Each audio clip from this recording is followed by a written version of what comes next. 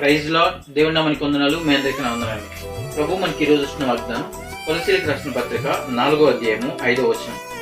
జ్ఞానం కలిగి నడుచుకునండి. Praise lord. ఈరోజు దేవాతి దేవుడు మనం ధైర్యపరుస్తున్న మాట ఏంటంటే, కొలస్సీ సంఘానికి పౌలు గారి ద్వారా ఆ సంఘానికి ఏది జ్ఞానంగా నడుచుకోవాలో ఆ సంఘానికి దేవుడు పౌలు గారు తెలియజేస్తున్నారు. ఈరోజు దేవాతి దేవుడు కూడా మనకి ఈ వాగ్దానం ద్వారా మనం ధైర్యపరుస్తున్న మాట ఏంటంటే, గత 30 రోజులుగా మనం ఏదైతే దేవుడిచ్చిన అవకాశాన్ని కోల్పోయామో, దేవుడిచ్చిన ఏదైతే ఆశీర్వాదం ఉందో అది కోల్పోయామో, ఆ ప్రతి ఒక్కటి మనం పొందుకోవాలంటే ఎక్కడ మన పొరపాటు వల్ల, ఎక్కడ మన అవిధేయత వల్ల, ఎక్కడ మన అనాలోచన వల్ల దేవుడిచ్చే ఆశీర్వాదం పొందుకోకుండా చేసిందో దాన్ని మనం గ్రహించి, మనం ఎలా అయితే గ్రహించినప్పుడు ఆ తప్పుల్ని నెక్స్ట్ టైం చేయకుండా ఉంటాం. అందుకని ఈరోజు దేవుడు మనకు సెలవిస్తున్న మాట ఏంటంటే, జ్ఞానంగా కలిగి నడుచుకోవాలి.